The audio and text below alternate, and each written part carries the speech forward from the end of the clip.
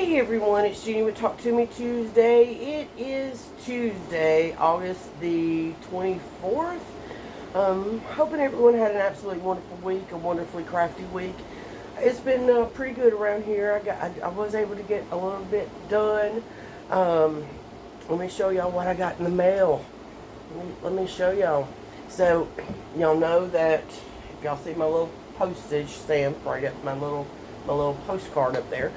Michelle sent that to me, and was saying that my quilt top was on its way. Well, I received it, and it's absolutely beautiful. This is my top. How absolutely beautiful is that? Now, what doesn't really show up in the camera, every one of these has like a little pocket, which I think is genius, and I just love it. It's just so crafty. And then every star has a little star. Every pinwheel has a little star on it. And then, of course, she just did an amazing job on the quilting. And then each corner is embellished with like these little beads. But it is absolutely beautiful. And then the back, of course, is Harry Potter. How beautiful is that? This is the first thing I saw when I opened it up, was Harry Potter, and I just knew I was going to be thrilled when I saw Harry Potter fabric. I just knew that it was going to just be amazing. And then she left a nice little label on it for me with a little pocket here. I actually, however, am going to frame it. I'm going to be putting it in a frame because I'm just worried that it's going to get hurt. I don't want dust to get on it and stuff, and so I'll be putting it in a actual frame. And I've already designated a spot over there by one of my little Elvis clock things.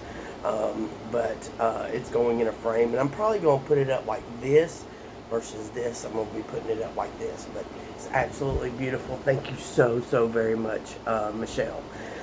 The next thing I wanted to talk about was my Clover all over. Jennifer had shared a pattern here last year, I guess. It's been a while since she shared it, and I was trying to think of a simple pattern just to do. My aunt really wanted a lightweight quilt, so anyways, and she wanted it like in grays and blues, and just a lightweight quilt.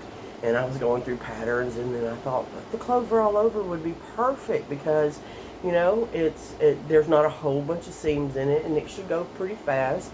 So I started on it last Monday, I think, cutting the fabric out, and then by Sunday morning I had it put together.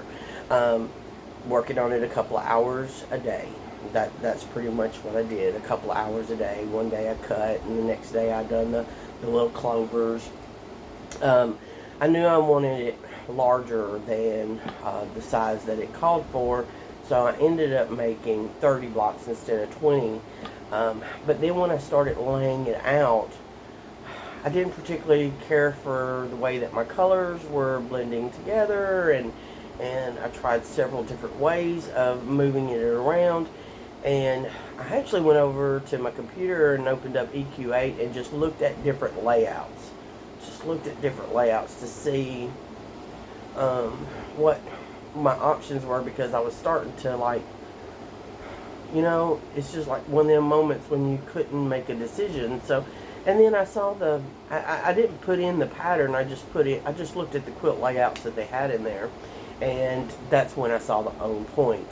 And I thought, oh, I bet I could do this on point, and it'll give it a different look. But with going on point, I only had to use 25 blocks instead of 30. So that's what I did. It's like 92 by 92, I think, is the ending result. But this is the little corner of it. I'll share a picture of it. it turned out absolutely beautiful. I do think in the picture the darkers are a little bit darker than what they should be, and the lights are really, really light. So keep that in mind when you're looking at the picture, because I do think that my colors are not quite true. So I noticed that when I had posted one of the pictures on Facebook, that my colors wasn't quite true to what they really are. But I love, love, love it on point. I had 5 blocks left over. And of course, as you see, they're all the light blue ones. Um, it These right here were throwing me off. I kept trying to incorporate them, and they just wasn't turning out quite the way that I wanted them to. And I also put, it's like purple and pink and stuff. And I really wanted the purple and pink and stuff just to kind of break it up, but the blue ones wasn't quite, light blue ones wasn't quite working. So I ended up just setting them 5 to the side, and I'm going to do the same thing. I'm going to just do them on point. I'm going to go ahead and frame them in. I still got some sashing to do for them. And then it's going to be a small little baby quilt for my, well, I call her my adopted daughter. It's going to be a baby quilt for her son, Parker. So that's going to be his, and just a nice little small baby quilt. It's hard to see up there, but I use like a grunge gray fabric, and this right here is the main blue fabric right there. But I'm really, really pleased how it came out. Thank you, Jennifer, for the wonderful, easy pattern. I think I needed a nice, easy pattern after, all the mask making and craziness that we've got going on right now. So, and that's it. That's all that I've got going on this week. So, hoping y'all have an absolutely wonderful week, a wonderfully crafty week, and I will see y'all next week. Bye!